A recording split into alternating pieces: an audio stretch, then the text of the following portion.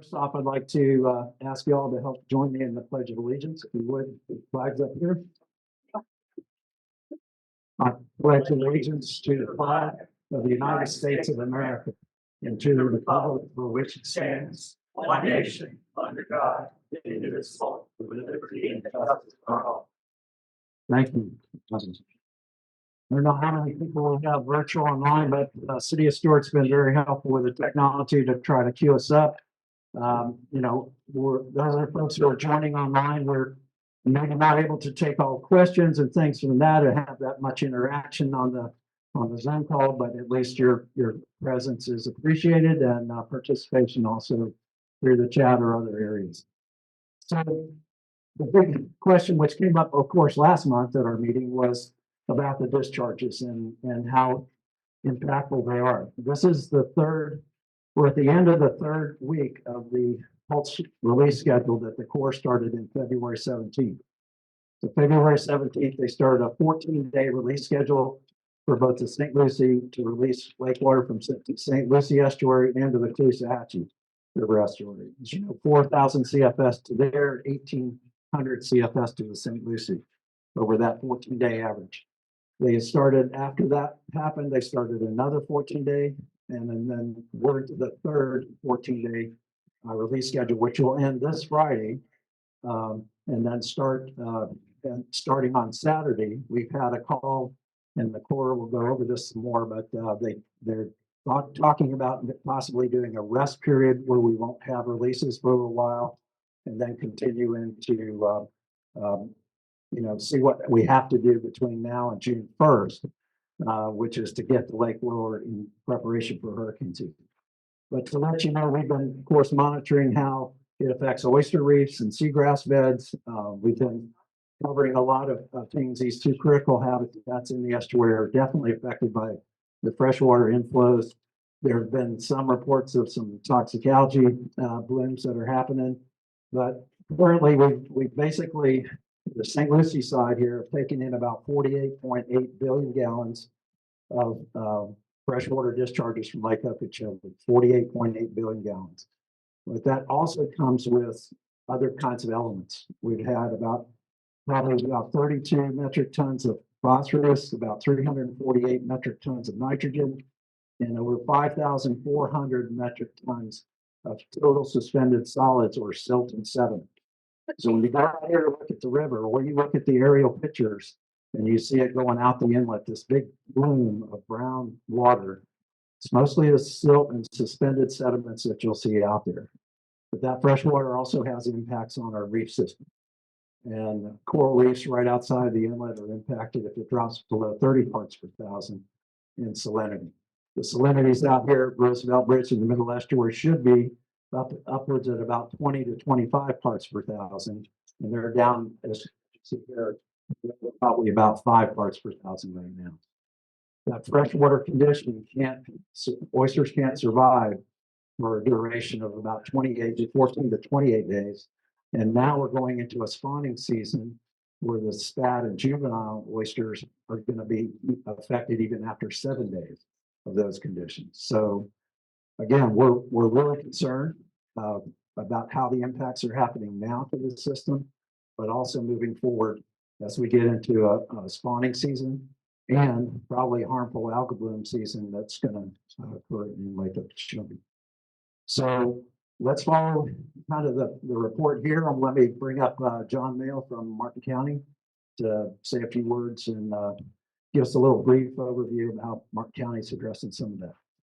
I think he has a stand, but yeah.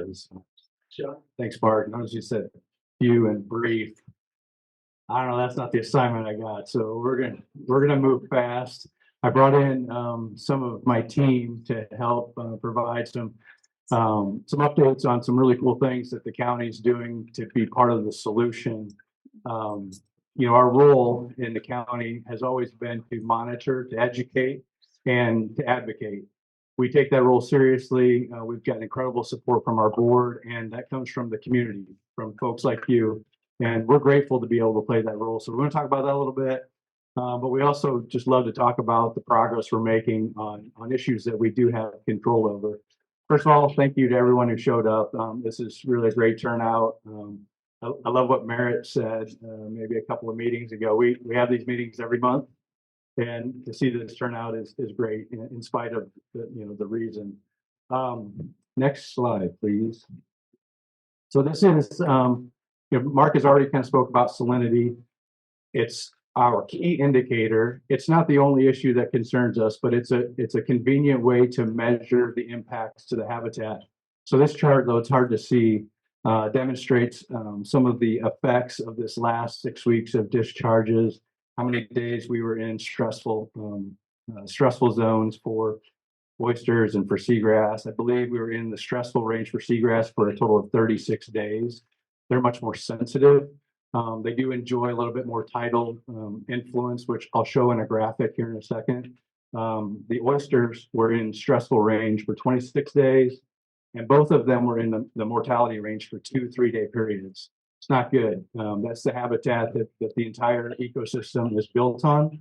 If we lose those things, we really lose everything. So salinity is a great indicator, but it's not the only thing.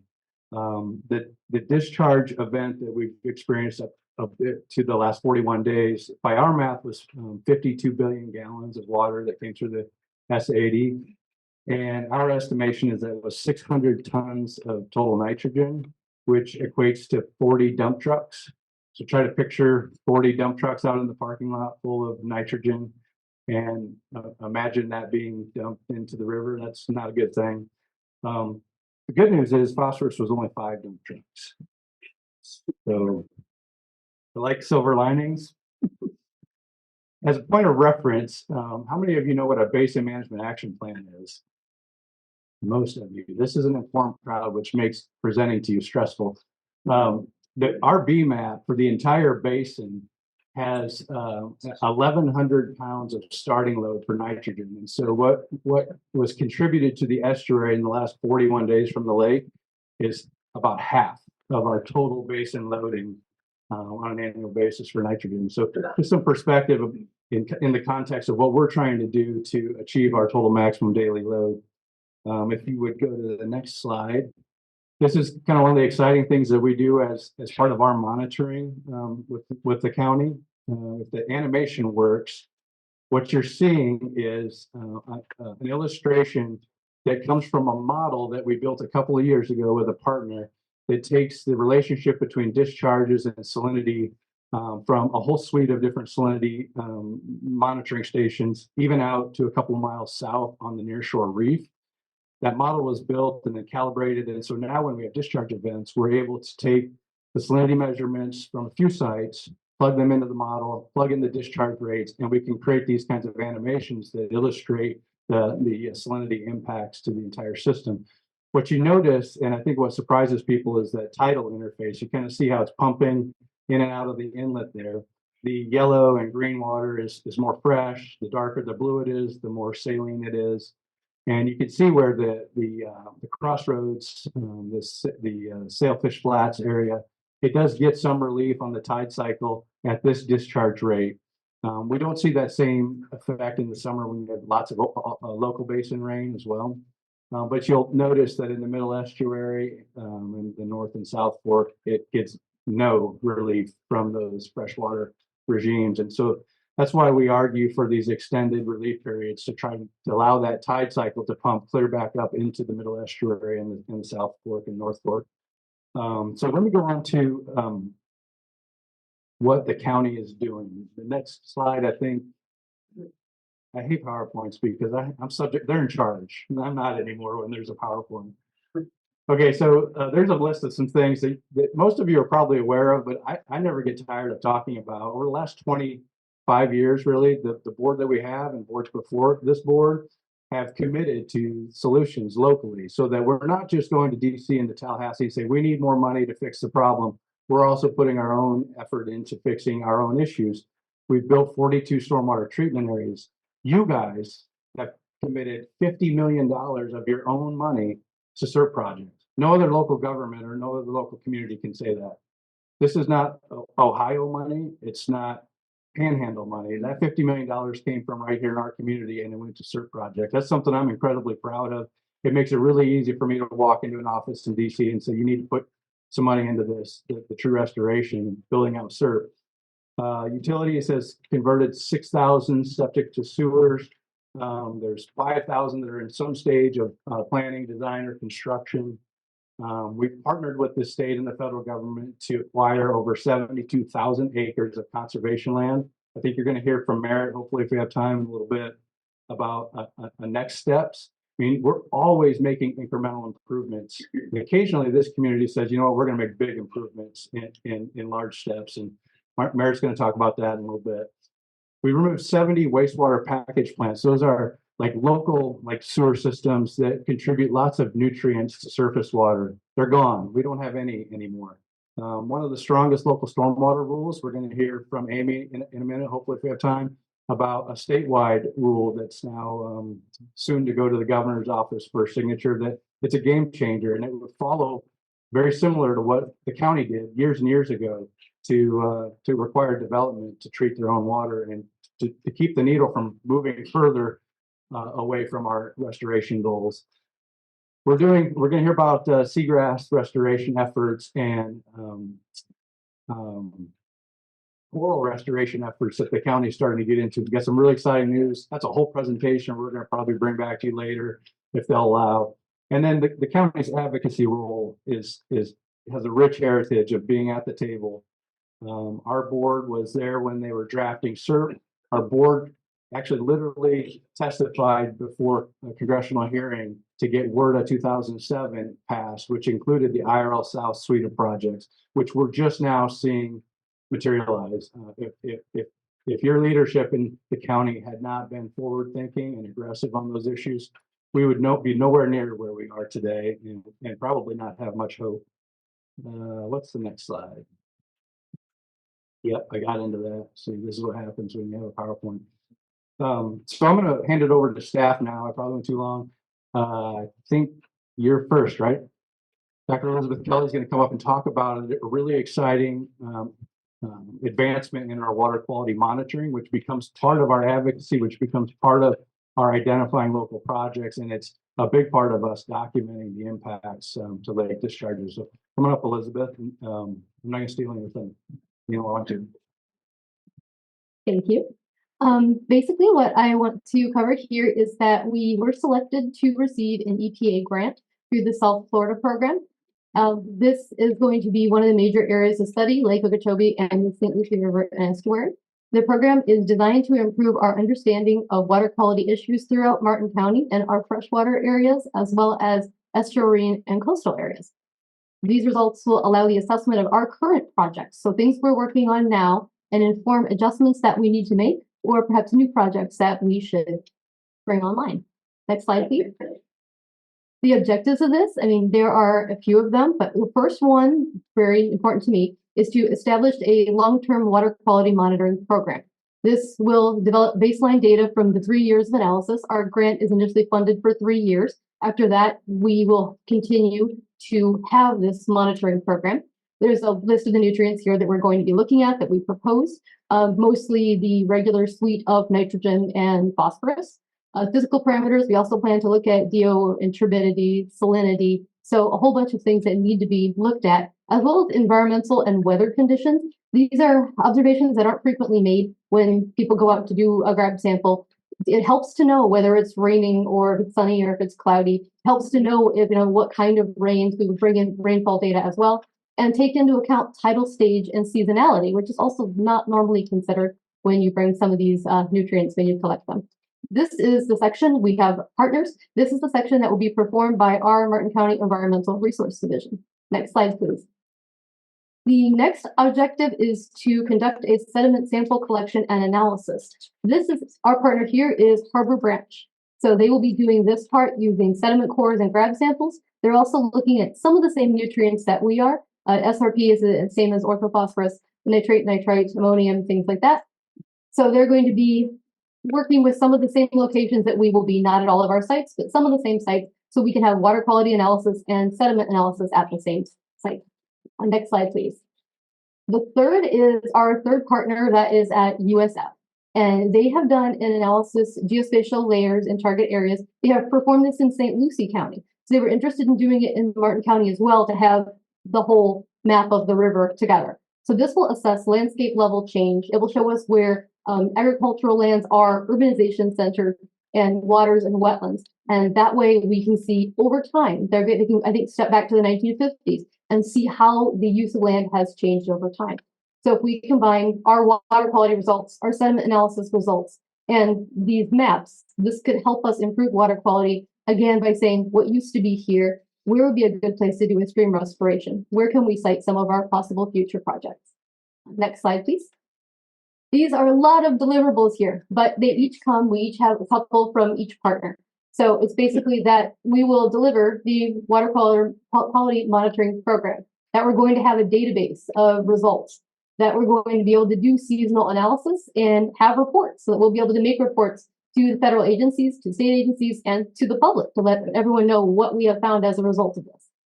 Sediment monitoring, they're going to tell us about the nutrient fluxes, and they're going to do mineralogic inventories, and they may also be able to look at the correlation between how the sediment fluctuates, the nutrients in the sediment, with our water quality measurements. The watershed mapping will tell us the current conditions, the historical distribution, and then do a change analysis between historical distribution and current modern standards. So then we'll be able to look at how the urban centers have changed between 1950s to the current day. Next slide, please. Overall, what we're trying to do here is to do a baseline understanding of nutrient sources as a function of land use and urbanization. This will help us to determine, are our BMPs effective? How are the STAs working? What should we do about septic to sewer conversion? It will provide information to provide recommendation to policy. So we would like to be able to make recommendations here, as well as to be able to make them to the state, to federal government, to tell what's going on with infrastructure, public health, and environmental health. We will also have the context of the geospatial data to interpret the sediment and water results. And this will help us to know areas in which nutrient levels are high and which land use change has occurred. Those will be high priority areas for future projects. We will then again make these recommendations for BMPs to agricultural areas and urbanized areas to local and state agencies. And next slide, I believe that I will be done.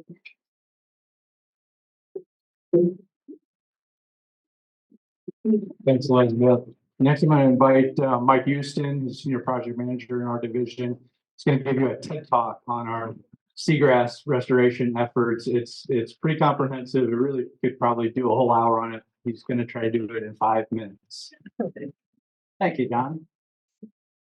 As the Martin County person that's responsible for attempting to restore seagrasses in our estuary, there's been a couple things that have become quickly apparent to me. The first is that we've really, the success of seagrass plantings worldwide is actually quite low. And even more locally, we don't really fully understand the conditions that are occurring in our estuary that have caused the decline in our seagrass, and more importantly, figuring out how to restore it. Next slide. So, many of you have probably seen this map, but we have pretty healthy seagrass populations in 2010, 2011, 2012. But then there was this massive crash that occurred, such that by 2018, we really had very little seagrass coverage left in the areas that had our best seagrass populations previously. Next slide. So what are some of the reasons that decline occurred? Well, we had this period of increased rainfall and a major hurricane that hit in 2017.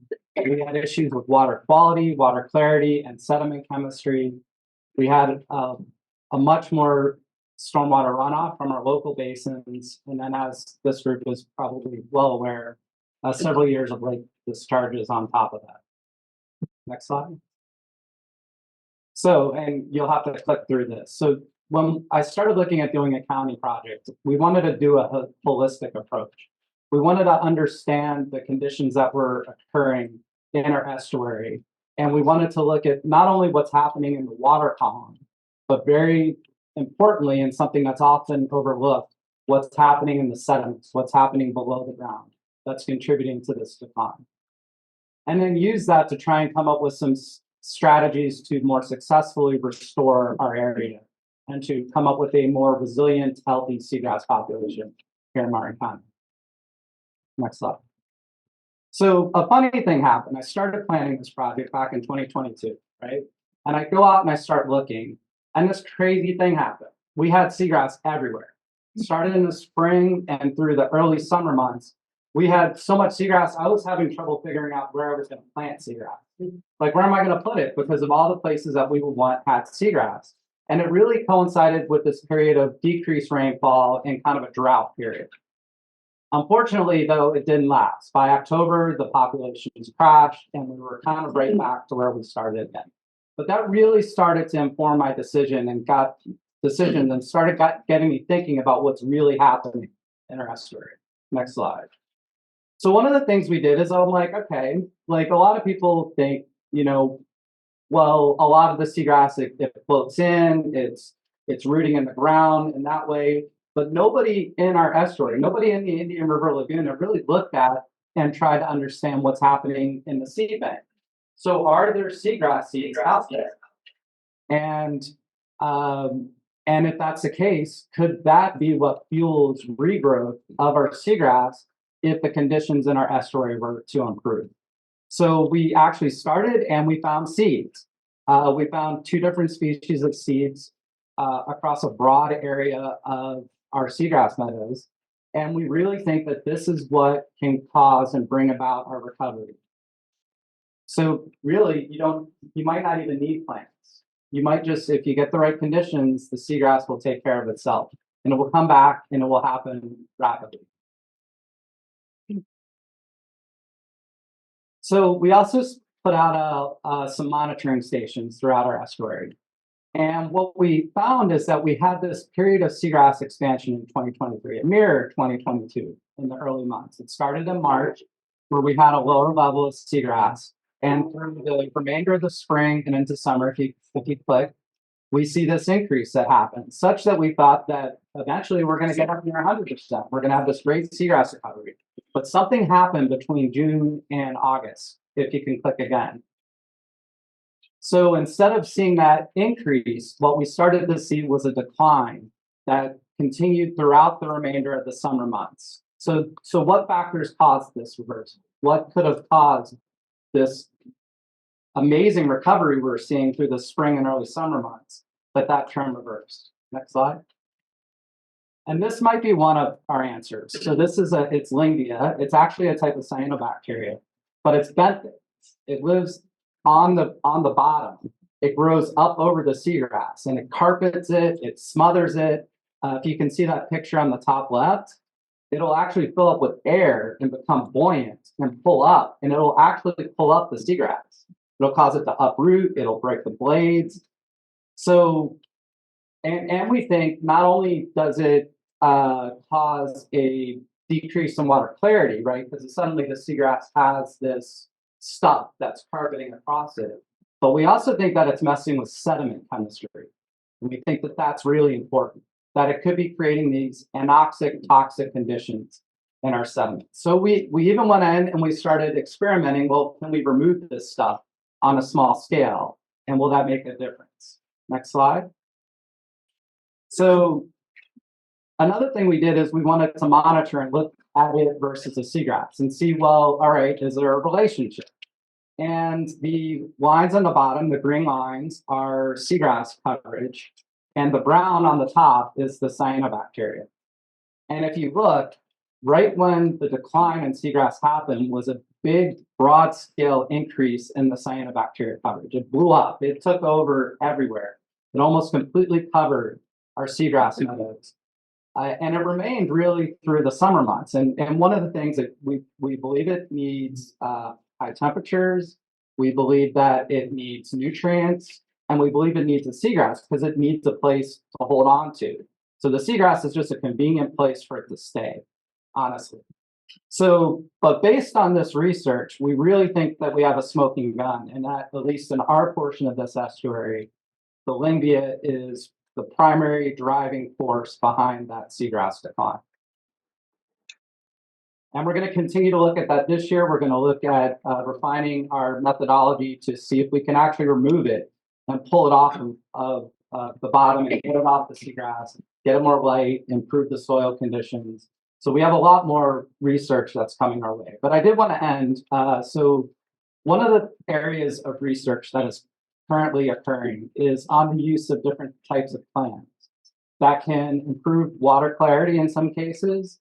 Or in this case, this is a species called, or it's a family of clams called leucinate clams. And this researcher, the one you see on the right with the big smile on her face, her name is Dr. Diana Chin. And she pioneered using these types of clams in mesocosms and experiments. And she showed in an experimental setting that the incorporation of these clams actually increased seagrass health and survival. And she found that the mechanism was because it removed hydrogen sulfides from the sediment. Hydrogen sulfides tend to become more prevalent when you have anoxic, low oxygen conditions in the sediment. So she theorized that that was the primary driving mechanism that made these clams so useful. So we're actually partnering with a local aquaculture facility who's attempting to spawn and grow these clams for the first time so that millions of them can be produced and that we can then release them into our local estuaries.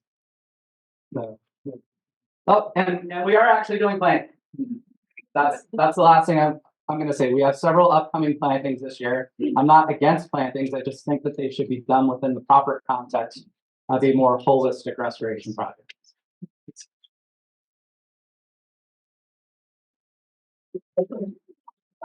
Thanks, Mike. I told you we were doing cool stuff.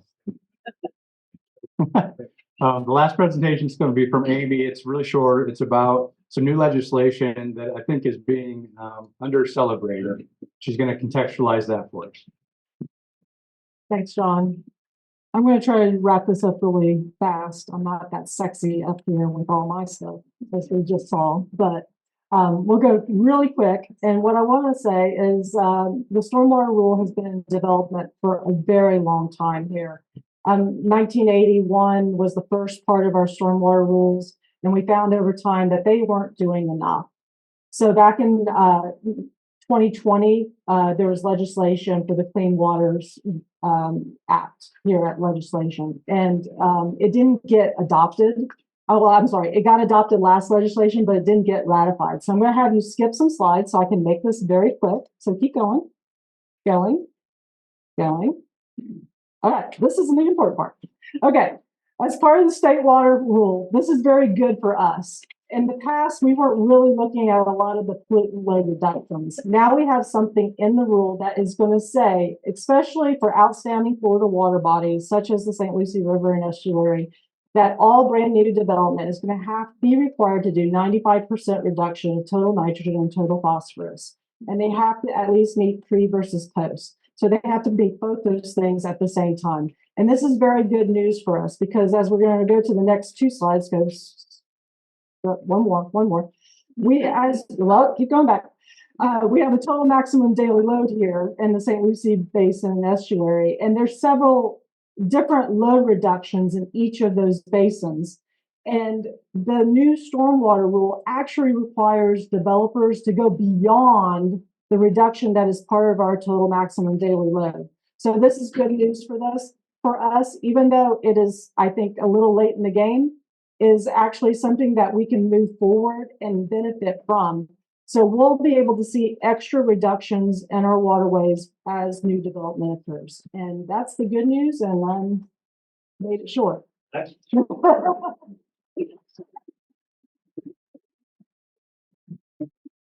Final words, well, thank you, John and Martin County for all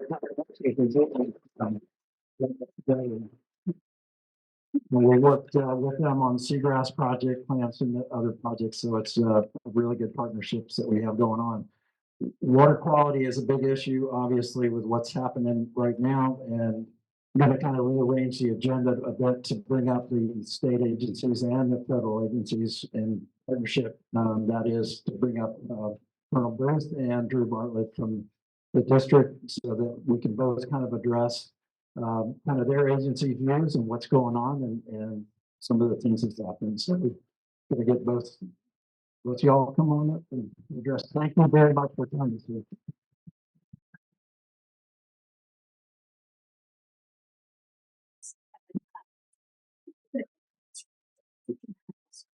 All right, good morning. I appreciate having us here today.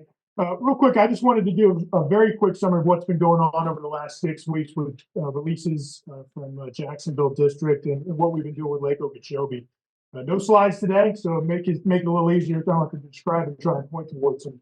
And so when we started about 6 weeks, the process around 6 weeks ago, the lake was up somewhere around 16.4 feet or so over the last 6 weeks. With releases, the high flow releases that we've been conducting, the lake has come down roughly a foot. Today it's around 15.4 feet, maybe a little bit lower than that. And so been very successful with bringing those lake levels down, though we certainly acknowledge as we did starting off that has an environmental impact to the estuaries that are seeing those flows coming in. And so let's see. Want to make sure, so we announced last Friday that we would be conducting a 2-week pause in flows. So basically starting on this coming Saturday for 2 weeks, pausing in flows and then continuing to listen to feedback from stakeholders on both, actually all 3 estuaries, on thoughts about the next flow regime. We heard over the last few weeks a lot of feedback that said, hey, Corey, you weren't flowing lower levels enough earlier ahead of going to the high flow releases. And so some of the things that we put out in front of our stakeholders in a periodic scientist call over the last couple of weeks is a couple of flow regimes to think about and give us feedback on. One of them is returning to what we were doing with the dry season strategy going into the high flows, which is basically 2,000 cubic feet per second towards the Caloosahatchee 0 to the St. Lucie. Also, though, to acknowledge that folks are saying we weren't flowing enough, and we also are still looking towards a wet season and a hurricane season. And every week we're getting a little more feedback about what that hurricane season looks like.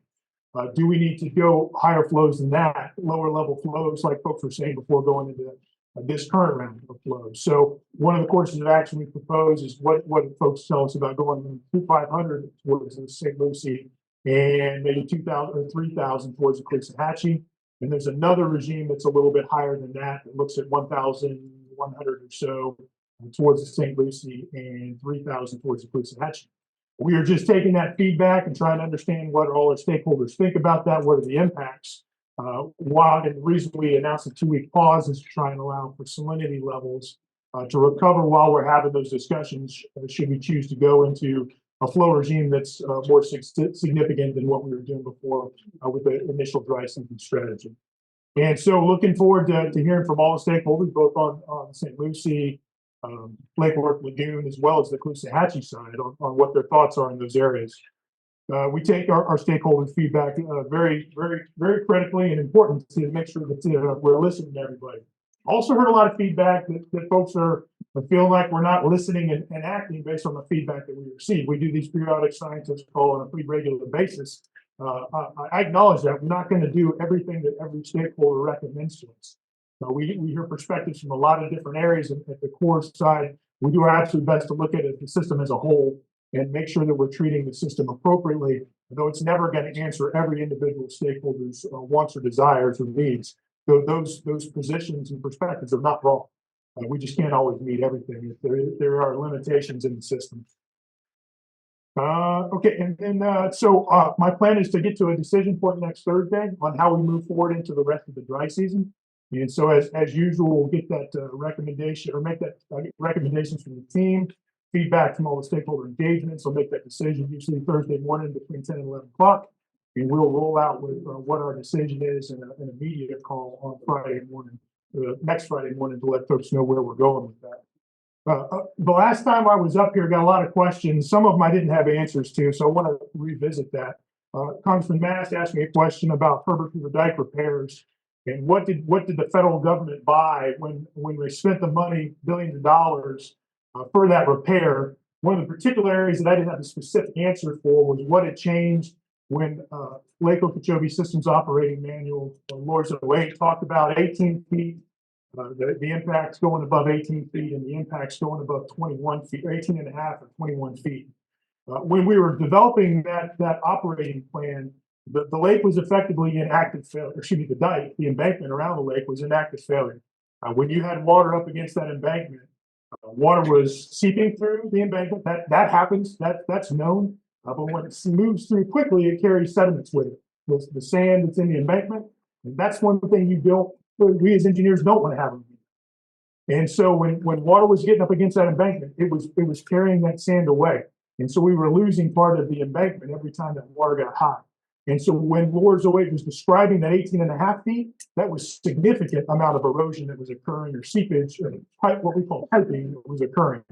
When we talked about 21.5 feet to 21 feet, there was an expectation that the lake got to that level, that erosion, that piping was going to be so significant that there was going to be a failure on the embankment. And so when Congressman Mast asked the question of what changed, the answer is that the repairs that we did on the embankments prevent that piping and that seepage. We're 100% confident that we've eliminated or significantly mitigated the risk below 18 feet. But when you start to talk about that 20 feet, so the lake has to be loaded and we got to get out there and watch the lake. Once we go above 18 feet, we'll have teams out there that are going to the areas where we expect we could see seepage and make sure that seepage that's occurring is not carrying sediment. And so what we did not do in the repairs to Herbert Hoover Dike, we repaired it. We did not improve it. We repaired it to what Congress authorized it to be at, which means that we didn't increase the crest elevation or the top elevation of Herbert Hoover Dike. And so the upper level of how we operate the lake does not change. It is similar to how we've done it for the past many years, because we didn't increase the capability of the embankment. We just reinforced it to what it was authorized to operate at. And so I just wanted to make sure everybody understands that we are fully confident in the lake. But once that lake starts to get up above 18 feet in elevation, if you have another storm that comes in, you can get 3 or 4 feet of water that comes in from a hurricane event. And we can flow water, we can receive water in the lake about 4 times or so faster than we can get it out of the lake.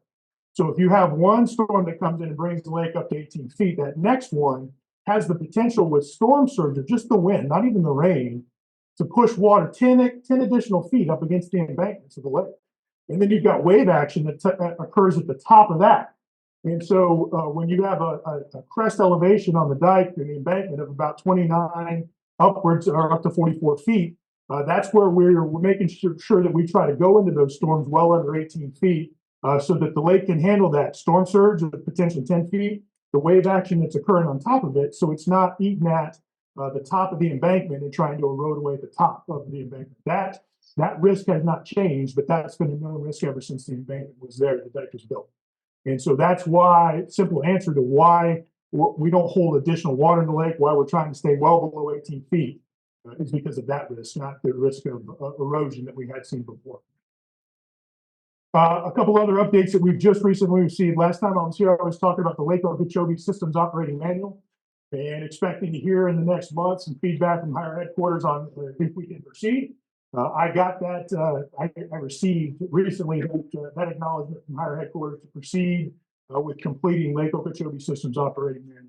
And so we're starting that four-month clock, and I expect the team should have the Lake Okeechobee Systems Operating Manual available for record of decision at South Atlantic Division towards the end of July. And that's our current goal. So that's some good news that Ably will bring in and let y'all know on today. And then I'll just close off my comments similar to how I did last time, which is I know folks are valid in their frustrations with releases that are having negative environmental impacts. None of us want to do that, but I'll make that call when I am concerned about making sure that the flooding concerns around the lake are taken care of. But what we see every year with Everglades restoration and the efforts of the state and the federal level and other areas is benefits to the system that ultimately are making it easier for us to operate without having to do these discharges, these releases as at a higher period like we were doing as long as we were doing in previous years. And so we've completed the C-44 reservoir. Drew and his team in the South Florida Water Management District are in construction on the C-43 reservoir to the east. We're in construction with the Everglades Agricultural Area Reservoir south of the lake, as well as South Florida Water Management District is already finishing up with multiple portions of the stormwater treatment area that will pair with that reservoir and allow us to take water off the lake. And we're studying, between both of us, mainly South Florida Water Management District storage north of the lake, and also in construction with stormwater treatment areas throughout the area. Florida Department of Transportation is working on Tamiami Trail deck steps, increasing capability flow in that direction. Every year, the system is getting better. Every year, we're getting to opportunities where we don't have to do these higher flow releases as much as you've seen them. And every year, it's going to get better. And that's the one thing that I'd like to express to you all, and hopefully everybody takes away. We are absolutely committed to getting these projects done and seeing the benefit of the investments that the federal government and state government are. Jacksonville District this fiscal year, by the end of September, expects to obligate in contracts about $1.5 billion in additional infrastructure contracts to keep this moving forward. And then the South Florida Water Management District is moving along. And so that's all I have. I'll hand it over to Drew for any comments that you may have. No, I'll stay up there. I'm not gonna run away. Thanks, Colonel.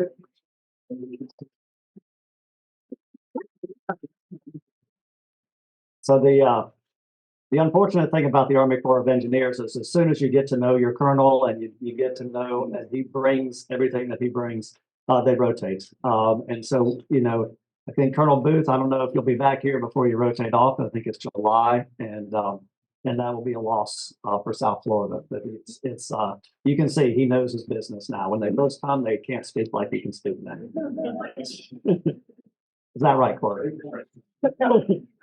So I got a few things to update you on. We put our recommendation into the Corps yesterday, and we recommended that they stop harmful discharges. It's time to be done with harmful discharges.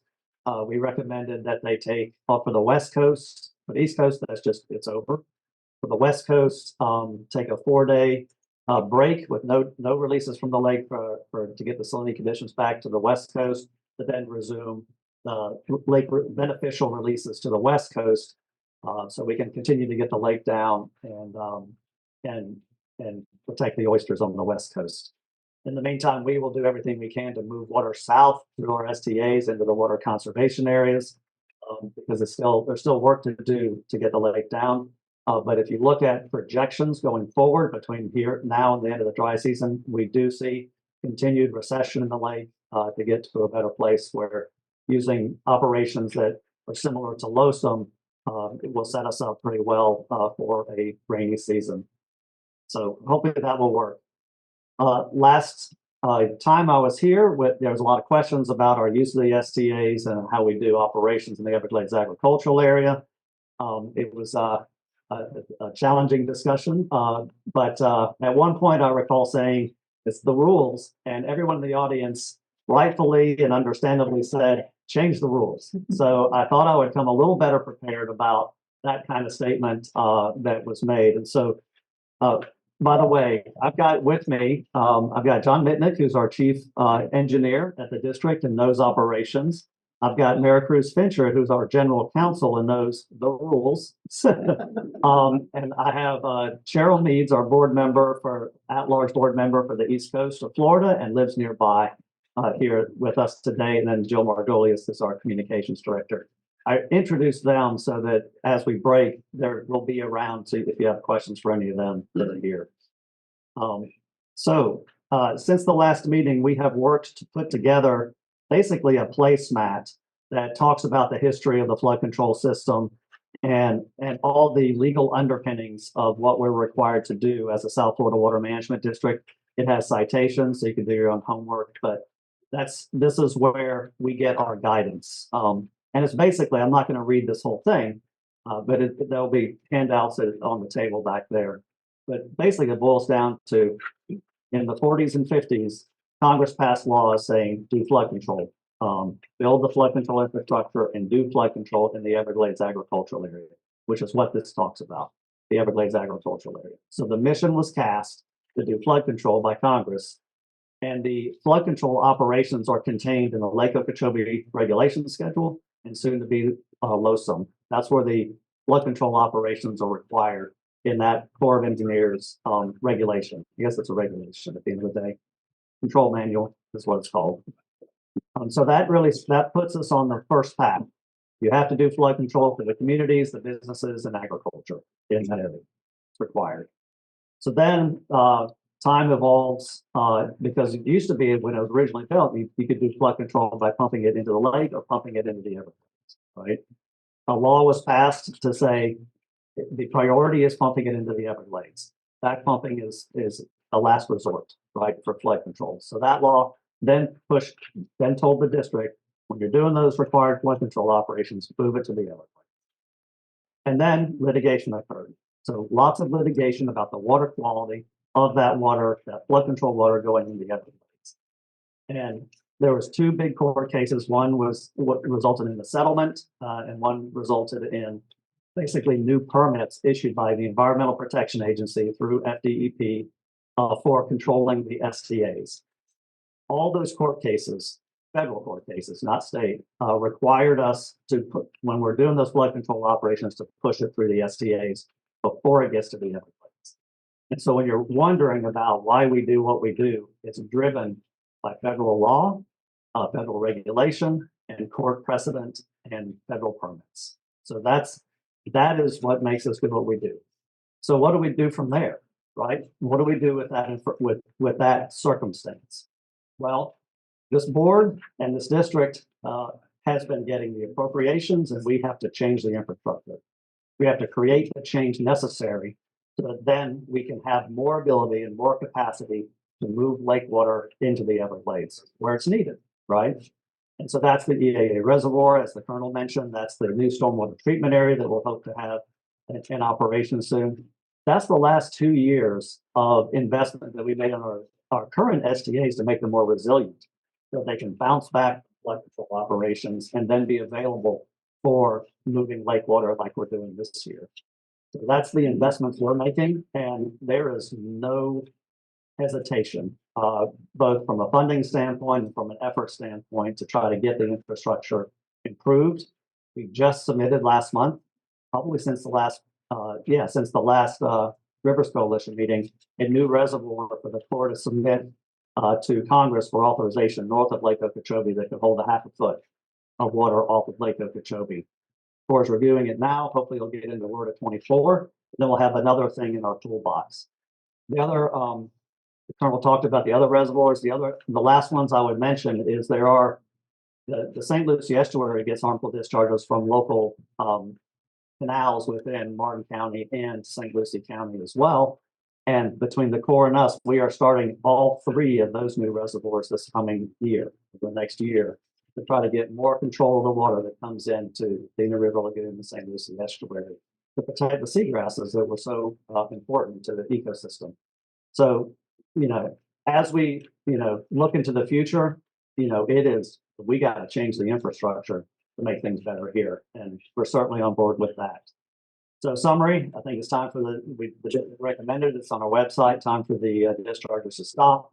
And let's keep building. Let's keep building. That's all I got, Mark.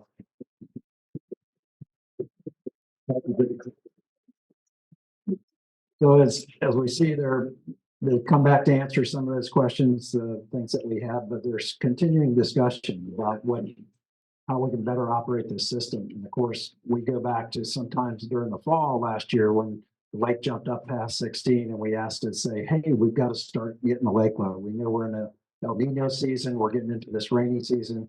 This is now transitioning into La Nina, which will mean less rain for us, but in that sense of the word during the dry time. But La Nina also brings in the fact that we may get more tropical storms coming our way during the summer and late summer months. So the concern is still there that it could jump the lake up very high. And Paul Gray's not here. And he wanted me just to remind you that there's it's supposed to be built into LOSUM, the new plan coming on. Hopefully, record a decision by July. That's the first we've heard that. Hopefully, we've got this new plan and schedule. But hopefully, in that plan, there's a recovery plan for the lake. Lake Okeechobee has been basically drowned for too long for many months in the past. What that does is impacting what we call the submerged aquatic vegetation, the vegetation in the lake. That's so critical habitat. It's mostly on the west side and northwest side of the lake, and it gets submerged too long for a period of time, it dies off. And we've lost, there used to be about 50, 60,000 acres. We've lost a big majority of that because of this inundation too high of the lake for too long. So it's not just like we want to stop the discharges and keep the lake high. We got to get the lake down. We've got to, for the health of the lake and the health of the whole system, so that we don't continue to get discharges. So the Corps has this big challenge here ahead, especially looking forward.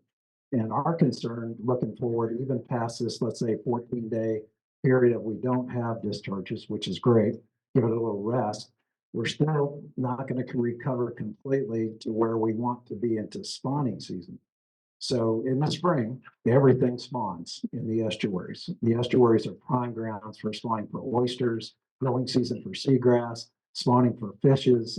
It's countless what happens. And so the critical time for stopping these freshwater flows is during that spawning season. And of course, that harmful algal bloom season is going to kick up too in the summer months. And so that's a concern that they have to have going forward. So us as stakeholders are weighing in. You mentioned the periodic science calls, which happen every week on Tuesdays. We're weighing into them. The West Coast, Sanibel Captiva Conservation Foundation, and all kinds of people around the whole stakeholders all around the lake weigh in. The Corps runs a very good call, and the district and everybody's on board with that. So we need to keep those conversations up. We need to keep diligent on new projects going up, but also we need to keep diligent on giving you the information you need to see the impacts that are happening here so that you can go back and make your decisions appropriately. But we can take a few questions. If somebody in the room has questions, we'll take that first and then we can go from there. All right. All right, here we go. Hi, Drew, Eve Samples with Friends of the Everglades. Thank you for the district's recommendations to stop harmful discharges right now. How long are you recommending they stay stopped? We think it's through the end of the dry season, right? And then we just monitor the wet season week to week like we have to, but we think we're still going to see recession, and our projections look like we'll continue to get down, but looking at what we know now from the LOSA modeling, it looks like we'll get to a place where, it's okay. So we'll, not for the lake necessarily, but right now I think we can stop discharges and just go to beneficial flows only for the rest of the dry season. Okay, so just to emphasize that the district is asking the Army Corps to stop harmful discharges until June 1st. Sure. Yes. I mean, that is our recommendation. And if we get a weird tropical storm or something like that, you have to make different decisions, but we don't see that on the horizon. Good questions? Yes, sir. Back in that.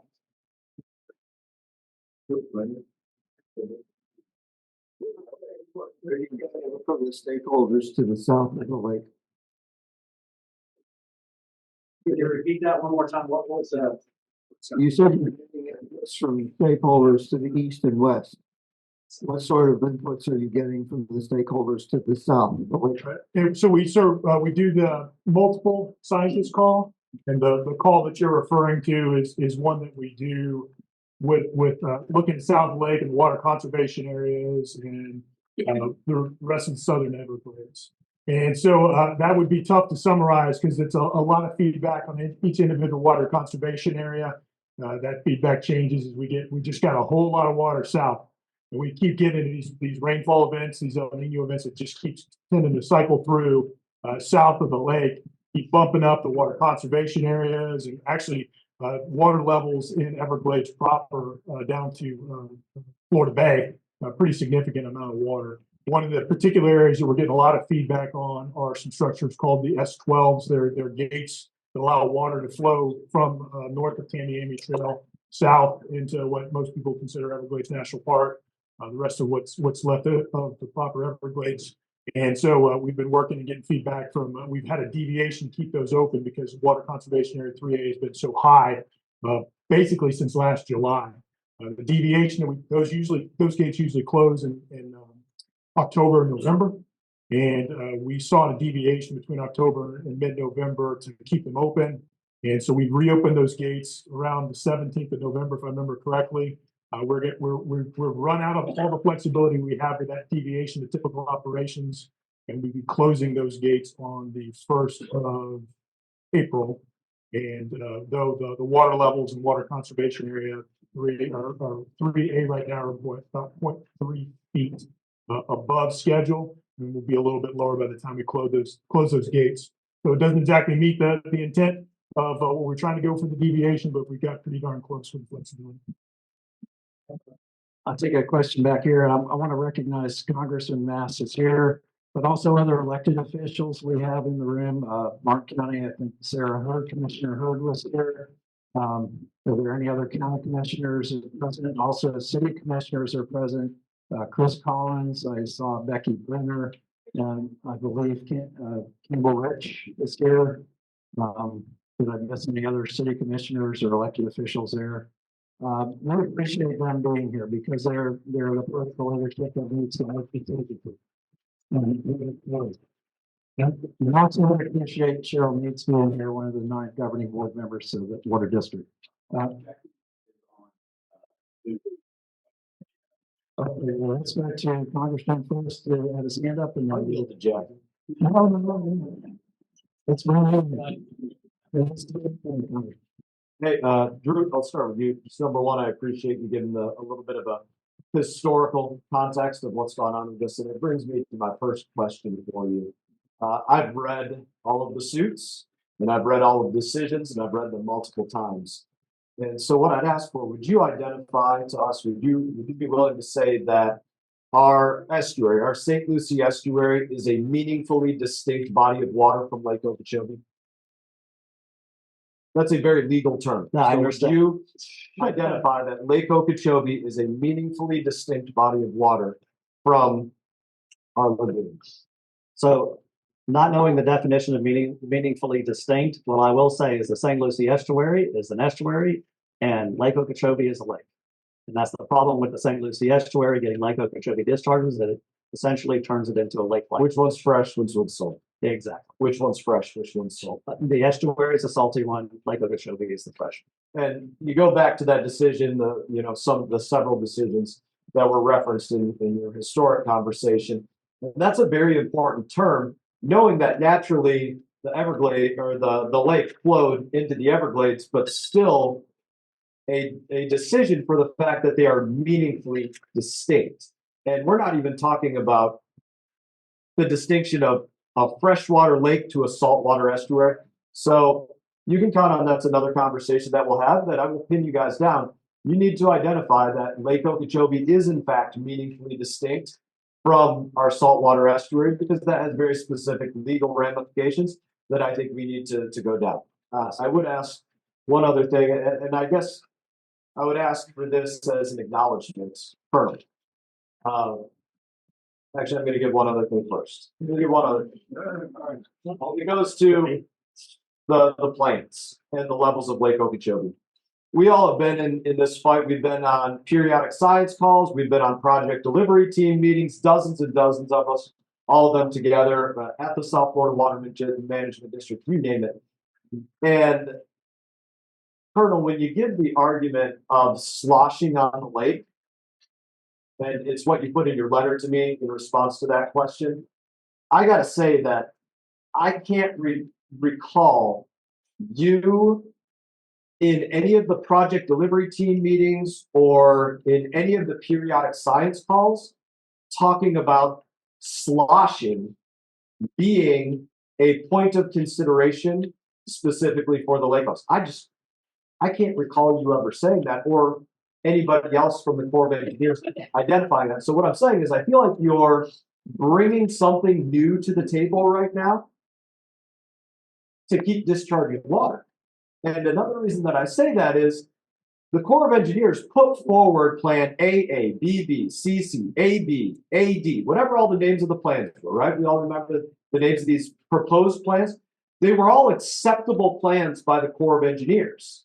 Some of them were not chosen because of politics, but they were all considered acceptable plans. And if you go back and you look at plan AA, that very specifically allowed for a higher levels and for a longer period of time without any mentioning of what you brought up, sloshing on the lake, but it was considered to you an acceptable plan. It wasn't chosen, but it was put forward as acceptable to the Corps of Engineers for dealing with the water levels on the lake, what might occur with piping, what might occur with other things. And I think that needs to be addressed as well. I'll get to the point that I want of acknowledgement, and that's this. I feel like you had a scientist come before you, present data. You had the city come before you and present what they're working on.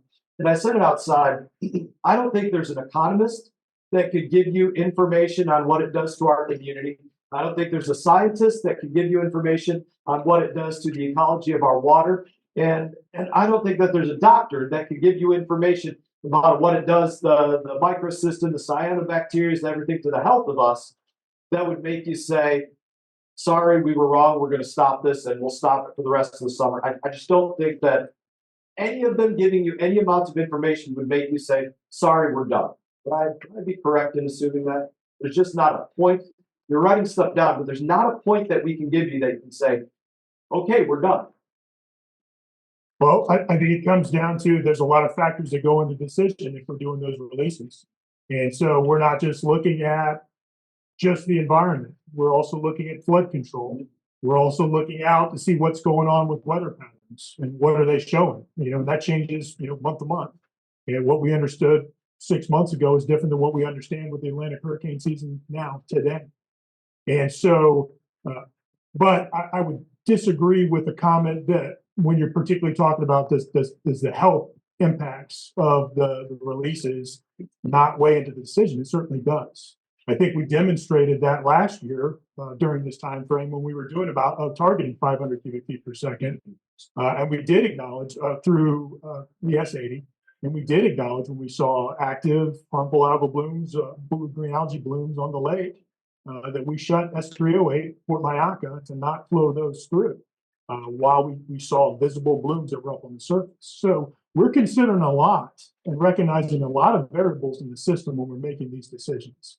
I don't know if it exactly gets your question, sir. And then what I would say is, SAISH, wave run up, storm surge with heavy wind loading from one direction is the whole reason why the lake is not 20, or the crest elevation on the Hurd River Dike is not 20 feet high. It's between 29 and 44 feet high for a reason, and it's to compensate for that, though we may not talk about it. And we did. And to your point, I would never take away from the Colonel that you don't discuss and take into considerations health and levels. You take them into consideration. I'm making the point that I don't think there's a point that anybody can make today that says, you say, we're done for the summer. We're going to stop. We're creating the conditions for toxic algal blooms, so we'll stop, even if we're not literally sending the toxic algal blooms. And so I'll get to the point of what I wanted you. I will hope that you will concede, and it's important for Congress to move forward, for you to concede these things like meaningfully distinct bodies of water. That's important to be conceded instead of fight on, instead of argue. Well, I'm not sure if the fresh water is different than the saltwater place over here that was artificially connected by man. It's important to acknowledge these things. So the point that I would love for you to acknowledge, and you said there are environmental impacts. Will you specifically say you are polluting our coastal estuary? That's important to answer. That's important for me to take back to the Water Resources and Environment Subcommittee on the Transportation and Infrastructure Committee as we go through the Water Resource Development Act that, listen, the Corps of Engineers said there's environmental impacts, but no, the Corps of Engineers said, in fact, they are polluting our water. That matters to be said, and so I hope you'll concede. What I will say is when we do releases, we're doing releases that are based on the authorities that we have with the system that Congress gave us, sir. And I will tell you that there are water quality issues with the water that we are releasing. If agencies want to designate that as pollution, that's not my subject matter expertise area. But I think it is clear that phosphorus, that additional turbidity in the water, potentially if those releases are coming with cyanobacteria, that is poor water quality. And it's having a negative impact on these estuaries, and I will certainly concede that. I have never shied away from it, sir. And I appreciate that, Colonel. Again, this is important because you said the policymakers, you're operating under the laws that exist. We want to change those. I work to change those, and I think you're this close to saying that the Corps of Engineers is polluting our water. And I would love for you to say that the Corps of Engineers is doing what they are doing. They are polluting our water and are plumbing into the dollars. Or I actually could ask Drew. Is the Corps of Engineers polluting our water? So they, the release decisions, contain pollution, right? I mean, so it's this CNSF system. Yes. Big challenge with that flow control system is it moves water to places that nature didn't. And that water is impacted by nutrient pollution, and it's in the lake, it's in the canals, and there's no shortage of effort to try to figure out how to control those nutrient discharges. But I would ask you, just say it. Yes or no answer. Just say it. I'm a politician. Nobody. I understand what you're saying. Don't be a politician. Just answer it frankly on the record. Yes. The Corps through discharges that are congressionally authorized or the management plans are authorized, but you are in fact polluting our body of water. The pollution is, Say you are polluting our body of water. Just say it. Yes. Acknowledge it. Yeah, Congressman, I'm gonna tell you, I'm operating within my authority, and water quality is not within the authority of the Army Corps of Engineers. I'm not disagreeing with you, and I've already made my statement on what are the components of the water that's in those releases. so I know what you're getting at. The decision that the Corps is making is bringing pollution into the estuary. It is polluting the estuary.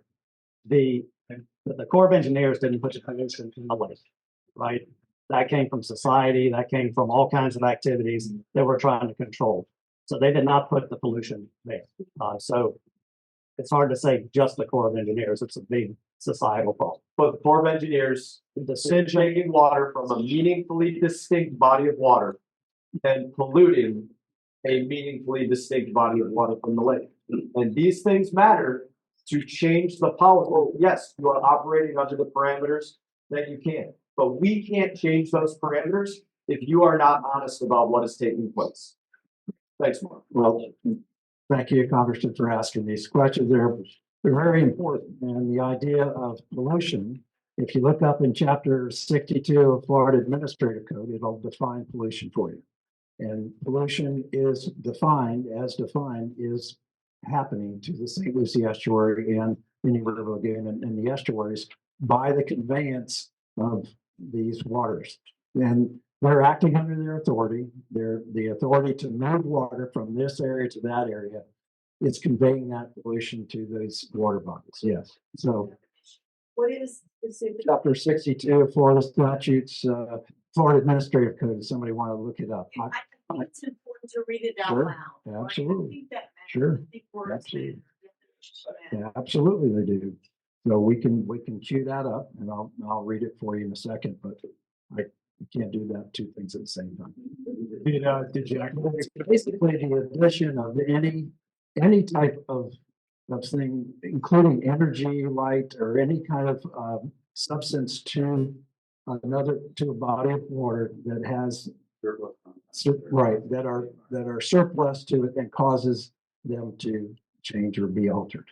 So it's a broad definition, but it relates specifically to this definition of how this water that is polluted is being conveyed and moved into these other bodies of water or under the guise of water control. It's a water control plan.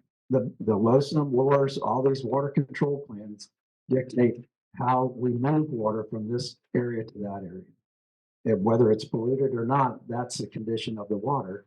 And if the water's being moved to that, then these are the conveyance structures that are in place to do that are causing that other water body, the receiving water body, to be polluted. Yes. That's for all stormwater runoff that comes out of the watersheds.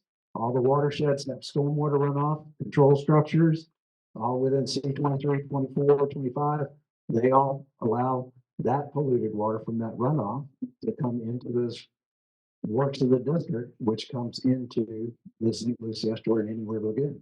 Not talking about discharges from the lake, talking about any stormwater runoff that comes off of land use, any land use, is going to cause pollution to the downstream body of water. The market also massively exceeds our TMDLs and. Of course it does, but that's, and the question that Jim is bringing up is that EMDL's total maximum daily loads have been defined for this estuary and the other estuaries. And the BMAPs, the Basin Management Action Plans, are a plan to try to lower than reduce those runoffs and reduce those amounts of phosphorus and nitrogen particularly, so that we get to a maximum daily load that this estuary can receive and not be harmed. And that total maximum daily load is exceeded, and it's exceeded by all the basin runoff that's still happening within the watershed. Whether it's, and then considering the lake, and as the Representative Math brought up, the lake was artificially connected to this estuary. But in the BMAP process, they don't consider that. They consider the lake meeting its total maximum daily load. Well, that was established back in 2001. And they said within 15 years, we'll meet that. And then it got bumped for another period of time. So we're not meeting the total maximum daily load in the lake at 40 parts per billion, 105 metric tons a year coming into the lake. It's about 5 times higher. It's about 500 metric tons a year coming into the lake. And it's well over about 120 to 140 parts per billion phosphorus. So it's polluted, and it's 5 times over its total maximum daily load, which has been established, but it's not meeting that water quality standard. So that's coming in to this estuary, and obviously is not going to meet its standard either. So kind of where there, we maybe have a time for a couple more questions really quick. Is it from Florida Administrative Code? Okay, good. Yeah, so this is pollution from Florida Administrative Code. Hopefully it says, pollution shall mean the presence in the outdoor atmosphere of waters of the state of any substance, contaminants, noise, or man-made or man-induced alteration of the chemical, physical, biological, or radiological integrity of the air or water in quantities or levels which are or may be potentially harmful or injurious to human health or welfare, animal or plant life, or property, including outdoor recreation. So if your outdoor recreation is inhibited by some substance coming in, that's pollution. So pollution is therefore defined as it's 62 Florida Administrative Code. Thank you for bringing that up. Appreciate it. We've got time for maybe questions with Jackie online or yeah, Commissioner Collins, and then Stewart City Commission, I'll just be quick. I wanted to thank you guys for being here. Colonel Booth, Rick Bell, Director Bartlett. I really appreciate you taking the time to hear all our concerns. I wanted to come from the perspective as a commissioner. I represent the 20,000 people that are on this peninsula that are directly and uniquely impacted by pollution. And I love to hear this kind of conversation where we could be talking about water transfer rule and the Clean Water Act actually applying to this estuary, because it's an estuary, not an outlet pipe for pollution. But specifically, you know, the oysters are incredibly important. That allows this river to heal once discharges are over. Seagrass is important. The ability for people to recreate, but also support their family with water-based jobs. This is all important. But for me, I'm a chiropractic physician. I practice chiropractic medicine down the street. And I have a unique perspective in engaging directly, one-on-one with human beings. Sometimes when you're in a management position in the office, it can be, you know, a little disconnected from boots on the ground. So I would like to offer that to you today. And that in 2016 and 2018, I am interfacing with human beings from this community who, and when I start to hear algae on the lake, harmful algae blooms potentially in the St. Lucie River, that's why I want to offer this to you today. People are seriously impacted from a neurologic standpoint by microsystems. It's easy to see charts, bar graphs, you know, and talk about the cyanobacteria and apoptosis when they hit salinity. It's another thing to see the human beings coming in on a day-to-day basis. These are people who are suffering with migraines, malaise, fatigue, serious neurologic conditions, you know. Effectively, they're being poisoned. What is happening when this atmosphere is filled with microsystems is the people on this peninsula are being poisoned. And that is the problem with having this pollution down there. These are not just statistics and pie charts. These are people's kids. Do you have kids? Right. These are people's wives, pregnant women, grandmothers, people who have multiple sclerosis and other serious neurologic conditions that are unfairly, inappropriately impacted by this kind of a thing. So I just wanted to offer that to you today. I'll be quick, but please consider that and getting this water and pollution really somewhere other. No, than not the this. wait light is that. Take that back with you when you're making the call. Thanks for your comment. About 20 minutes ago, thanks to Eve, I think we got a recommendation from Drew that between now and June 1st, assuming no unforeseen incident, we could have no discharges to the east. Last time you were here, Colonel, I think you very bravely said the buck stops with you. You make the decision. You've looked at all of the recommendations that you've gotten and all of the information you've had, and you felt that you needed to have these discharges.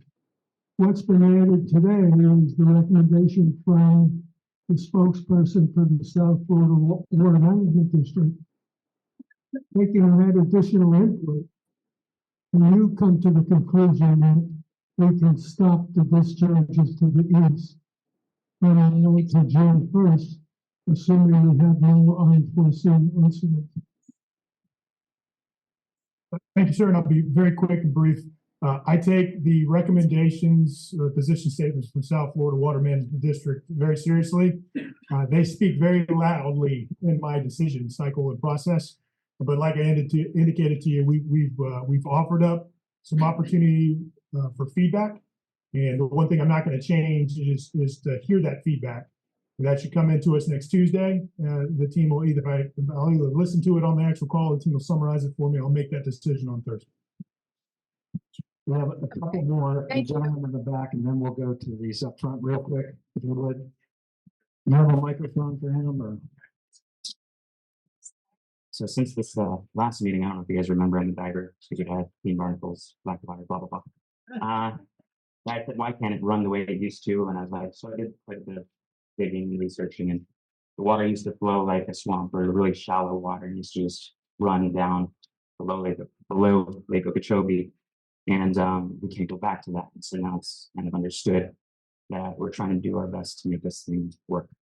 So I'm curious to know, when it comes to the nutrients, or what we're calling pollution, that's coming from Lake Okeechobee over to this estuary, are they valuable nutrients? And I know companies have created farmlands and put this stuff in the farmlands, runoff and burning sugarcane and soot falling and all this good stuff. But is it possible for a for-profit company to come in and harvest the nutrients and clean our water simultaneously? I mean, is that even possible? And is that something that might have been looked into, but I just don't know it yet? So I know that there has been some efforts for those type of companies to take nutrients out of the water and use them for beneficial purposes. The challenge that they always run into, and I've been doing this for a long time, is the scale. Right, the amount of water is so massively huge that you can't really build the infrastructure to capture it all for that kind of beneficial purpose. So that's where it runs into that challenge. Okay. One more question over here, and then we'll wrap it up. Just like, yeah, kind of natural, like square, yeah. Kind of square, like rounded on the side, yeah. Disparity between the 90% for big sugar storage and but short. We could have a little bit more than that. Hopefully they'll grow out and I can let them get longer. Yeah, I'll keep coming back. So the question was, is there any way we could use the SDAs more for lake water to get, more than the 10% that's used for lake water over time on average? And that's what we're trying to do, right? We are trying to do it. So we did a lot of infrastructure investment, I think about $40 million of investment into our SDAs so that they could be more resilient, so that after we do our required flood control operations, they would be able to bounce back and be able to pull lake water which is what we do. We had the big rains last Friday. We had to do flood control operations, but within a few days, we're able to start using them again. That's what we're trying to do, is get them to be more resilient so that we can move that percentage. Do we actually have?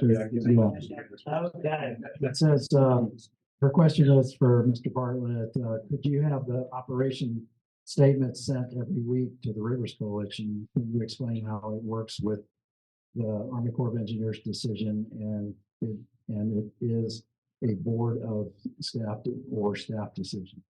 Right. So the operation statement gets typed up and sent to the Corps. And it gets posted to our website. So every week it's posted on our website what our recommendation is. Is there a distribution list that it goes to? It's posted on our website, available for anybody who wants to access. Right. And we could get that link and post it out to this coalition members and all, so Right. it's available to them to go. It's out there right now. Okay, so if you could just send us that link, Yeah, let's say that. and then we'll tag it out. to Yeah. Thank you. Right, and the second part of her question was about the decision process. And so the board gives us input every month on operations. They ask questions. They give us input on those operations, but it's monthly, not weekly. And then twice a year, there's a discussion about the dry season strategy versus the wet season strategy. So we'll have those conversations with the board as we go into those decision processes. Week to week, that's done at the staff level, and then we discuss that with the board in the board meetings. And the next board meeting is April 11th, right? The second I Thursday. don't have a calendar. It's second Thursday of April. Second Thursday of the month, so April 11th is the next governing board meeting, and I think it's in Palm Beach.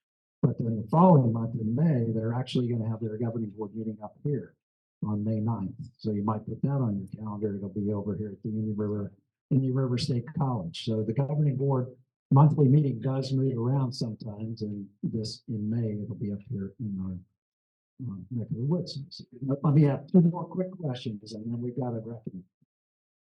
Okay, what I understand is all the pollution that's on the lake is coming into the lake. Correct? So if you could stop it from going into the lake, like making the farmers or whoever have a holding pond on their own property, wouldn't that stop some of it? Even our own runoff, not from the lake. If they had to have that on their property, would not be advantageous. Any kind of water collection treatment system on farms or wherever is absolutely beneficial. Is there a way to make them do that? Well, they get that. There are things that they have to do. That's not always in the rules. So yeah, it's something you work on. Besides the state regional projects, the big regional projects we talk about, the reservoirs and STAs, yes, there should be kind of requirements perhaps through the BMAP process to meet that TMDL downstream. And you're absolutely right. We should go up in the Northern Everglades and Estuaries Protection Program, with which the district runs with FDACS and FDEP. They should be responsive to say, we've got to stop that pollution at the source before it runs downstream and into the lake, for example, right? So, mine is real quick. Colonel Booth, I consider myself a stakeholder because I'm a resident of Martin County and I'm a concerned citizen for the environment. What is the best way for me to use my voice and get input to your system? Well, I mean, as a lot of folks do, they're certainly speaking with the local leadership, either at the city or the county level. And we do meet regularly with those leaders. But also there are opportunities for public comment period at events like this, on Science Call, or many of our other different engagements that we have. So just showing up and talking like you are today, I'm listening. I'm getting direct feedback from a lot of folks, and I appreciate that. It's super helpful. Well, you should. You should count just as much. And as the colonel's saying, your voice can be heard. If it's not directly on one of these calls or at public comment periods, you can also talk to your elected leaders because they're on these calls as well, and there should be your representatives on these calls. So please talk to them and get your voice heard. Everybody's voice should be heard. Everybody's voice is important. And I want to reiterate that. U.S. Coalition members, we have over 105 members of of this Rivers Coalition, and it's important that we all be participating and get engaged. This is our fight for clean water. This is what's on the mission statement at the top of this letterhead, okay, is that we fight for cleaning up this river system. So we've got to do that, and we've got to be loud. We certainly appreciate the agencies being here, particularly the Corps and the district, for being present and taking all these questions and trying to figure it all out with us. So we certainly appreciate them coming. And, you know, we want to make sure that your voices are heard and your voices are done. So if you didn't get a question today, you didn't get things done today, they will stick around after this meeting, but they'll also be around or available through contact through an email or phone call or somehow through their staff to be able to contact them and get some questions answered. They've been very available, if you will, to me and others who have these kind of questions and get your voice heard. There's a couple of upcoming things. We have a town hall virtual meeting coming up. There's a flyer out there on the side. I didn't get to River Kids or other kinds of speakers bureau or things, but thank you, Casey and Kelly, for running the River Kids working.